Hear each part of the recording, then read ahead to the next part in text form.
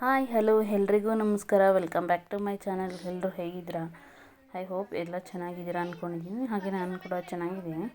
ಇದು ಊರಲ್ಲಿ ಮಕ್ಕಳು ಸೇರ್ಕೊಂಡು ಹಪ್ಪಳ ಮಾಡ್ತಾಯಿದ್ರು, ಹಾಗೆ ವಿಡಿಯೋ ಮಾಡಿ ನನ್ನ ಮಗಳು ಕಳಿಸಿದ್ದಾಳೆ. ಸೊ ಆ ಕ್ಲಿಪ್ನ ಹಾಕಿದ್ದೀನಿ. ಆ ಕಡೆ ಲಾಸ್ಟಲ್ಲಿರೋದು ನನ್ನ ತಮ್ಮನ ಹೆಂಡತಿ, ಹಾಗೆ ಈ ಕಡೆ ಲಾಸ್ಟಲ್ಲಿರೋದು ನನ್ನ ಚಿಕ್ಕ ಮಗಳು, ಹಾಗೆ ಮಧ್ಯದಲ್ಲಿ ಕೂತಿರೋಳು ನನ್ನ ತಂಗಿ ಮಗಳು. ಅಮ್ಮ ಹಪ್ಪಳ ಒತ್ತಬೇಕು ಇರು ಅಂದರು. ಮೊನ್ನೆ ದೇವಸ್ಥಾನಕ್ಕೆ ಹೋಗಿದ್ದಾಗ ನಾನು ಇಲ್ಲ ಕೆಲಸ ಇದೆ ಅಂತ ಹೇಳ್ಬಿಟ್ಟು ಬಂದೆ. ಹಾಗೆ ಮಕ್ಕಳನ್ನ ಕಳಿಸಿದ್ದೀನಲ್ಲ ಒತ್ತುತ್ತಾರೆ ಇಲ್ಲ ಅವರೇ ಅಂತ ಹೇಳಿದೆ. ಇಲ್ಲಿ ಎಲ್ಲ ಅವ್ರ ಅಜ್ಜಿ ಉಂಡೆ ಹಾಕ್ಕೊಟ್ರೆ ಮಕ್ಕಳು ಒತ್ತುತ್ತವ್ರೆ. ಹಾಗೆ ನಮ್ಮ ತಮ್ಮನ ಹೆಂಡತಿ ಎಲ್ಲ ಒಣಗಾಕ್ತಾ ಇದ್ದಾರೆ. ಹಾಗೆ ನನ್ನ ದೊಡ್ಡ ಮಗಳು ಅಡುಗೆ ಎಲ್ಲ ಮಾಡ್ಕೊತಾ ಇದ್ದಾಳೆ. ಹಾಗಾಗಿ ವಿಡಿಯೋನು ಮಾಡಿದ್ಲಲ್ಲ, ಹಾಗಾಗಿ ಶೇರ್ ಮಾಡಿಕೊಂಡೆ.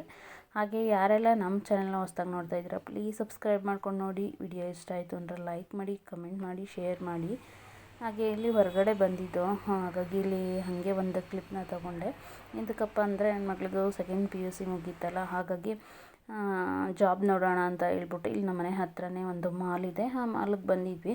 ಬಟ್ ಯಾವುದೂ ವೇಕೆನ್ಸಿ ಖಾಲಿ ಇಲ್ಲ ಅಂದರು. ಹಾಗೆ ಅಲ್ಲಿ ಮೋಮೋಸ್ ತಿಂದ್ಕೊಂಡು ಹಾಗೆ ಕಾಟಿ ರೋಲ್ ತಿಂದ್ಕೊಂಡು ಬಂದ್ವಿ. ಚೆನ್ನಾಗಿತ್ತು ಮೋಮೋಸು. ಫಸ್ಟ್ ಟೈಮ್ ಟ್ರೈ ಮಾಡಿದ್ದಿದ್ದು ನನ್ನ ಮಗಳಿಗೆ. ನಾನು ಮುಂಚೆ ತಿಂದಿದ್ದೆ, ಆದರೆ ಟೇಸ್ಟು ಚೆನ್ನಾಗಿರಲಿಲ್ಲ. ಬಟ್ ಇವತ್ತು ಟೇಸ್ಟು ಚೆನ್ನಾಗಿತ್ತು. ಇನ್ನೂ ತಿನ್ನಬೇಕು ಅಂತ ಅನ್ನಿಸ್ತಿತ್ತು, ಬಟ್ ಅವಳಿಗೆ ಇಷ್ಟ ಆಗಲಿಲ್ವಂತೆ. ಹಾಗೆ ಇದು ಸಂಡೇದು, ಚಿಕ್ಕವಳು ಊರಲ್ಲಿ ಸೇರಿಕೊಂಡಿದ್ದಾಳೆ. ಸಂಡೇ ಎಲ್ಲ ಬಿರಿಯಾನಿ ಮಾಡ್ಕೊಂಡು ತಿಂತಾಯಿದ್ವಿ ಗ್ರೇವಿನ ಮಧ್ಯಾಹ್ನದ ಊಟಕ್ಕೆ. ಹಾಗೆ ನಮ್ಮ ಫ್ಯಾಮಿಲಿಗೆ ಒಂದು ಗುಡ್ ನ್ಯೂಸ್ ಅಂತಲೇ ಹೇಳ್ಬೋದು. ಏನು ಅಂತ ನೋಡಿ. ಆಯಿತು ಹೇಳ್ತೀನಿ ನೋಡಿ ಫ್ರೆಂಡ್ಸ್, ನನ್ನ ಮಗಳು ಮೆಹಂದಿ ಬಿಟ್ಕೋತಾ ಇದ್ದಾಳೆ. ಹಾಗೆ ಸೆಕೆಂಡ್ ಆಗುತ್ತಂತೆ. ಬಟ್ ಎಲ್ಲನೂ ಕಲಿಬೇಕು ಅಂತ ಹೇಳ್ತೀನಿ. ಹಾಗೆ ಓನಾಗೇನೋ ಬಿಟ್ಕೊತಾವಳೆ. ಹಾಗೆ ಇನ್ನೊಂದು ವಿಷಯ ನಿಮ್ಮ ಜೊತೆ ಶೇರ್ ಮಾಡ್ಕೊಳ್ಳೋದಕ್ಕೆ ಇಷ್ಟಪಡ್ತೀನಿ.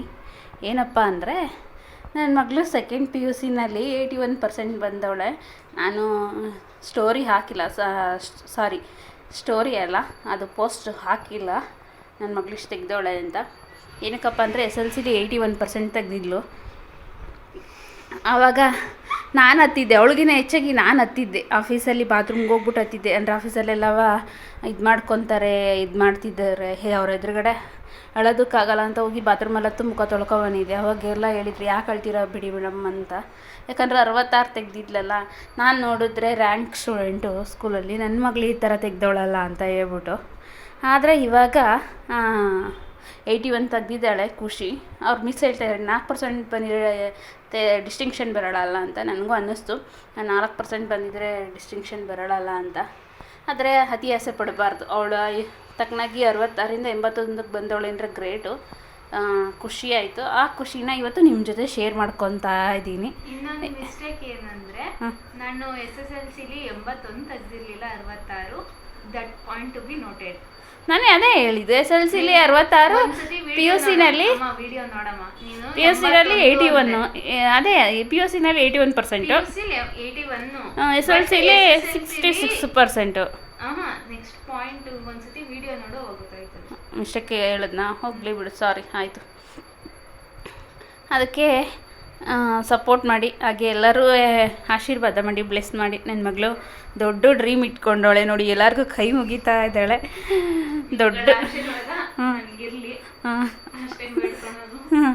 ದೊಡ್ಡ ಡ್ರೀಮ್ ಇಟ್ಕೊಂಡವಳೆ. ನಾನು ಅವಳ ಮೇಲೆ ತುಂಬ ಹೋಪ್ ಇಟ್ಕೊಂಡಿದ್ದೀನಿ, ಹಾಗೆ ಡ್ರೀಮ್ ಇಟ್ಕೊಂಡಿದ್ದೀನಿ. ಆ ಡ್ರೀಮು ಅವಳು ಅಂದರೆ ರೀಚ್ ಆಗಲಿ ಆ ಗೋಲ್ನ ಅಂತ ಹೇಳ್ಬಿಟ್ಟು ಎಲ್ಲರೂ ಬ್ಲೆಸ್ ಮಾಡಿ. ಅಷ್ಟೇ ನಾನು ನಿಮ್ಮನ್ನ ಕೇಳ್ಕೊಳ್ಳೋದು. ಹಾಗೆ ನಾನು ಎಲ್ಲ ಉಲ್ಟಾ ಪಲ್ಟಾ ಹೇಳ್ತೀನಿ, ಯಾರು ಮಿಸ್ಅಂಡರ್ಸ್ಟ್ಯಾಂಡಿಂಗ್ ಮಾಡ್ಕೊಬೇಡಿ. ಅಂದರೆ ಫಸ್ಟ್ ಹೇಳೋದು ಲಾಸ್ಟ್ ಹೇಳ್ತೀನಿ, ಲಾಸ್ಟ್ ಹೇಳೋದನ್ನ ಫಸ್ಟ್ ಹೇಳ್ತೀನಿ. ಹಾಗೆ ಇದು ಪಾತ್ರೆ ಚೀಟಿ ಹಾಕಿದ್ದೆ. ಪಾತ್ರೆ ಚೀಟಿನಲ್ಲಿ ಈ ಸಲ ಏನು ತೊಗೊಳ್ಳೋಣ ಅಂತಂದರೆ, ಸುಮ್ಮನೆ ದೊಡ್ಡ ಪಾತ್ರೆ ತೊಗೊಂಡು ಮಡಿಕೊಂಡು ವೇಸ್ಟ್ ಆಗುತ್ತೆ. ಹಾಗೆ ಈ ಥರ ಸ್ಟವ್ ಇರಲಿಲ್ಲ, ಅಂದರೆ ಏನಾದರೂ ಫಂಕ್ಷನ್ ಮಾಡೋಕ್ಕೆ, ಏನಾದರೂ ಒಂದು ಸ್ವಲ್ಪ ಜನ ಜಾಸ್ತಿ ಬಂದಾಗ ಒಂದು ದೊಡ್ಡ ಪಾತ್ರೆ ಇಟ್ಟು ಅಡುಗೆ ಮಾಡೋದಕ್ಕೆ ಅಂತ ಹೇಳ್ಬಿಟ್ಟು ಈ ಥರ ಒಂದು ಸ್ಟವ್ ತೊಗೊಂಡಿದ್ದೀನಿ. ಇದು 15x15 ಇದೆ. ನಾನು ಪಾತ್ರೆ ಚೀಟಿ ಹಾಕಿದ್ದು 150 ರೂಪಾಯಿದು 2 ಹಾಕಿದೆ, ಅಂದರೆ 300 ರೂಪಾಯಿ ಕಟ್ಟಿದ್ದೆ. ಹಂಗಾಗಿ ಎರಡು ಚೀಟಿ ಲೆಕ್ಕ ಏನಾದರೂ ತೊಗೋಬೋದು ಪಾತ್ರೆಗಳೆಲ್ಲ ಅಂತಾಯಿತ್ತು. ನಾನು ಪಾತ್ರೆಗಳು ಬೇಡ ಅಂತ ಹೇಳಿಬಿಟ್ಟು ಈ ಥರ ಕಬ್ಬಿಣದೊಂದು ಒಲೆ ತೊಗೊಂಡೆ. ಹಾಗೆ ಒಲೆ ಜೊತೆಗೆ ಇದು ಹಾಟ್ ಬಾಕ್ಸ್ನ ಕೊಟ್ಟಿದ್ದರು. ಅಂದರೆ ಇಷ್ಟು ಐಟಮ್ಸ್ ಅಂತ ಇರುತ್ತೆ. ಐಟಮ್ಸಲ್ಲಿ ಒಲೆ ಜೊತೆ ಇದು ಹಾಟ್ ಬಾಕ್ಸ್ ಇತ್ತು SS 4 ಲೀಟ್ರದ್ದು. ಚೆನ್ನಾಗಿದೆ, ಕ್ವಾಲಿಟಿ ಪರವಾಗಿಲ್ಲ. ಸೊ ಇದನ್ನು ಕೊಟ್ಟರು. ಹಾಗೆ ಇನ್ನೊಂದು ಚೀಟಿಗೆ ಅಂದರೆ ಇನ್ನೊಂದು ಚೀಟಿಗೆ ಅಂದರೆ ದೀಪಾಲೆ ಕಂಬ ಅಂತಾರಲ್ವ, ಸೊ ಅದಿತ್ತು. ಹಾಗಾಗಿ ದೀಪಾಲೆ ಕಂಬ ತಗೊಂಡೆ. ಹಾಗೆ ಇದೇ ಥರ ಮುಂಚೆ ಚೀಟಿ ಹಾಕ್ಬಿಟ್ಟು ನಾನು ಸ್ವಲ್ಪ ಪಾತ್ರೆ ತೊಗೊಂಡಿದ್ದೆ. ಹಾಗೆ ತಾಮ್ರದ್ದು ಬಿಂದಿಗೆ ಬರುತ್ತಲ್ಲ ಚಿಕ್ಕದು, ಅದನ್ನು ವರಮಹಾಲಕ್ಷ್ಮಿ ಮಾಡೋದಕ್ಕೆ ಅಂತ ಹೇಳ್ಬಿಟ್ಟು ಕಳಸ ಕೂರಿಸೋದಕ್ಕೆ ಅಂತ ತೊಗೊಂಡೆ. ಬಟ್ ಅದನ್ನು ವರಮಹಾಲಕ್ಷ್ಮಿ ಕೂರಿಸೋದು ಬಿಟ್ಟೆ. ಸೊ ಹಾಗಾಗಿ ಅದನ್ನು ಕೂಡ ನಮ್ಮ ಹತ್ರ ಇದೆ, ತಾಮ್ರದ್ದು ಬಿಂದಿಗೆ. ಹಾಗೆ ಇಲ್ಲಿ ನೋಡ್ತಾ ಇರ್ಬೋದು, ನನ್ನ ಮಗಳು ತೋರಿಸ್ತಾ ಇದ್ದಾಳೆ. ಹಾಗೆ ಸ್ವಲ್ಪ ದಿವಸದಿಂದ ವ್ಲಾಗ್ ಆಗ್ತಾಯಿಲ್ಲ. ಮತ್ತು ಇನ್ನೊಂದು ವಿಷಯನ ನಿಮ್ಮ ಜೊತೆ ಶೇರ್ ಮಾಡ್ಕೋಬೇಕು. ಏನಪ್ಪ ಅಂತಂದರೆ ಕೆಲಸ ಬಿಡಬೇಕು ಅಂತ ಹೇಳ್ಬಿಟ್ಟು ಅಂದ್ಕೊಂಡಿದ್ದೀನಿ. ಅಂದ್ಕೊಳ್ಳೋದೇನು ಅಲ್ಲೇ ಆಫೀಸಲ್ಲಿ ಹೇಳ್ಬಿಟ್ಟಿದ್ದೀನಿ, ನಾನು ಕೆಲಸ ಬಿಡ್ತಾ ಇದ್ದೀನಿ ಅಂತ ಹೇಳ್ಬಿಟ್ಟು. ಸ್ವಲ್ಪ ಹೆಲ್ತ್ ಪ್ರಾಬ್ಲಮ್ ಅಂತ ಹೇಳಿದ್ದೀನಿ. ಬಟ್ ನಾನು ಕೆಲಸ ಬಿಡ್ತಾ ಇರೋದು ಏನಕ್ಕೆ ಅಂತ ಹೇಳ್ಬಿಟ್ಟು ಎಕ್ಸಾಕ್ಟಾಗಿ ಸದ್ಯಕ್ಕೆ ಇಲ್ಲಿ ಹೇಳ್ತೀನಿ ಯಾವಾಗ ಏನು ಅಂತ ಹೇಳ್ಬಿಟ್ಟು. ಹಾಗಾಗಿ ವಿಡಿಯೋನ ಕಂಪ್ಲೀಟಾಗಿ ವಾಚ್ ಮಾಡಿ, ಸಪೋರ್ಟ್ ಮಾಡಿ. ನಾನು ಕೆಲಸ ಬಿಟ್ಟ ಮೇಲೆ ಡೈಲಿ ನಾನು ವ್ಲಾಗ್ಸ್ನ ಮಿಸ್ ಮಾಡ್ದಲೇ ಹಾಕ್ತೀನಿ. ಆವಾಗ ನನ್ನ ಎಲ್ಲ ಟಿಪ್ಸು, ಇದು ಲೈಫು ಗೋಲ್ಸು, ಹಾಗೆಯೇ ಏನೇನು ಯಾವ್ಯಾವ ರೀತಿ ಎಲ್ಲ ನಿಮ್ಮ ಜೊತೆ ಶೇರ್ ಮಾಡ್ಕೊತೀನಿ. ಹಾಗೆ ಇಲ್ಲಿ ನೋಡ್ತಾ ಇರ್ಬೋದು, ಒಂದು ದೀಪಾಲೆ ಕಂಬನ ಹಾಕಿ ತೋರಿಸವ ಅಂತ ಹೇಳಿದೆ. ಕ್ವಾಲಿಟಿ ಚೆನ್ನಾಗಿದೆ. ಮತ್ತು ನಾನು ಅಲ್ಲಿ ಎಲ್ಲ ಪ್ರತಿಯೊಂದು ಚೆಕ್ ಮಾಡಿಬಿಟ್ಟೆ ತೊಗೊಂಬರೋದು ಯಾವುದೇ ಆದ್ರೂ. ಹಾಗಾಗಿ ಇದನ್ನು ಕೂಡ ಚೆಕ್ ಮಾಡಿ ತಂದ್ವಿ. 11 ನಂಬರ್ ಅಂತ ಹಾಕಿದ್ರು ಅವರು ಇದರಲ್ಲಿ. ನೋಡಿದಾಗ ಇಲ್ಲಿ ನನ್ನ ಮಗಳು ಕೈ ಹಿಡ್ದು ಅಳತೆ ನೋಡಿದಾಗ 1 ಮೊಳ ಬಂತು. ಸೊ ದೀಪಾಲೆ ಕಂಬನೂ ಅಷ್ಟೇ ಕ್ವಾಲಿಟಿ ಚೆನ್ನಾಗಿದೆ. ಈಗ ಏನಾದರೂ ಫಂಕ್ಷನ್ಗಳು ಮಾಡಿದಾಗ ದೀಪಾಲೆ ಕಂಬಗೆ ದೇವ್ರದ್ದು ಕೂರಿಸ್ತೀವಲ್ವ, ದೇವರೆಲ್ಲ ಆವಾಗ ದೀಪ ಹಚ್ಚೋದಕ್ಕೆ ಚೆನ್ನಾಗಿದೆ. ಈ ಥರ ದೊಡ್ಡದು ನನ್ನ ಹತ್ರ ಇರಲಿಲ್ಲ, ಹಂಗಾಗಿ ಇವಾಗ ತಗೊಂಡೆ.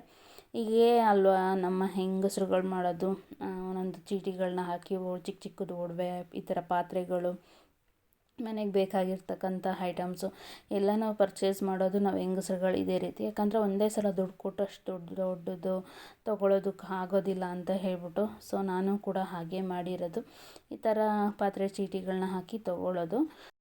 ಹಾಗೆ ವಿಡಿಯೋ ಇಷ್ಟ ಆಯಿತು ಅಂದರೆ ಒಂದು ಲೈಕ್ ಮಾಡಿ, ಕಮೆಂಟ್ ಮಾಡಿ, ಶೇರ್ ಮಾಡಿ. ಪ್ಲೀಸ್ ಸಬ್ಸ್ಕ್ರೈಬ್ ಮಾಡ್ಕೊಂಡು ನೋಡಿ. Thank you.